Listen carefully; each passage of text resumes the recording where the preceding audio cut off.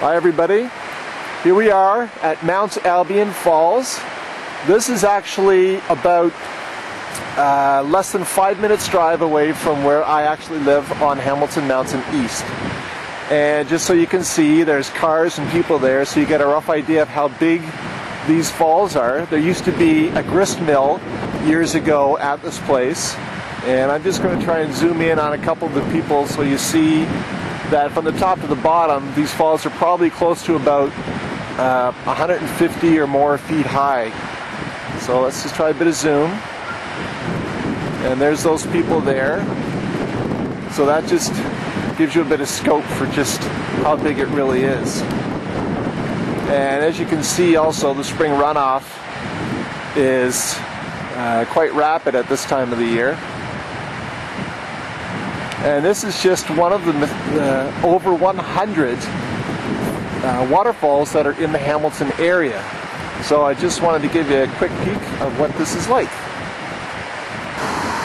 Okay everybody, way over there in the distance, that's where I was standing just before. And then if we rotate over here, those are the falls that we were looking at just a minute ago. Now, over here you can actually see the layers of rock, of the escarpment, going all the way down into the creek, down at the base of it. And if you follow along the base, along the creek, it goes and winds its way along the bottom, and it keeps going way off into the distance, where the actual edge of the escarpment is about at least 1.5 or 2 kilometers beyond where we are standing right now.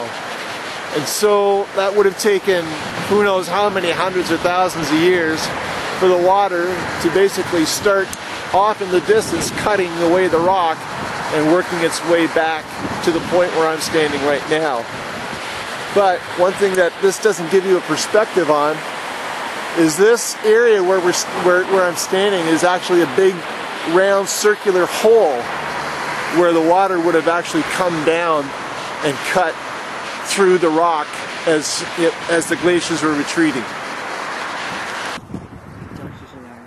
Hello everyone, I'm just pointing out to you that where we were before was roughly over there on the escarpment, and as you can see, the escarpment is really quite large and quite long. So I'm just going to pan it around here, and you can see that it goes for kilometer after kilometer, mile after mile along that top ridge there, as you can see. And you can see where the edge of Lake Ontario is, just a little bit over there. But I'm just going to be pointing the camera to the one part where I'm going to have those buildings in the frame on the next segment. But anyhow, I know I've said we a couple of times, so what I meant is the lady from my church here, who's been a great help to just drive me around. It's just helped me taking these shots. So just say hello. Hello everybody. And we'll catch you on the next clip. Hello everybody.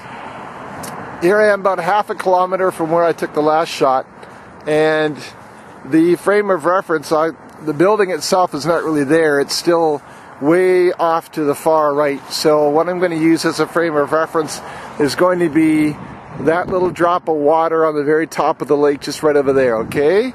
So that's the frame of reference from the last shot.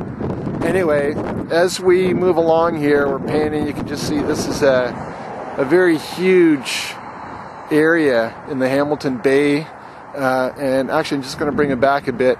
If we zoom in, you can see way off in the background there, don't know if you can quite catch it all, that is the Toronto city skyline way in the back there. That is approximately 60 kilometers away on the other edge of Lake Ontario. Just going to pull it back again.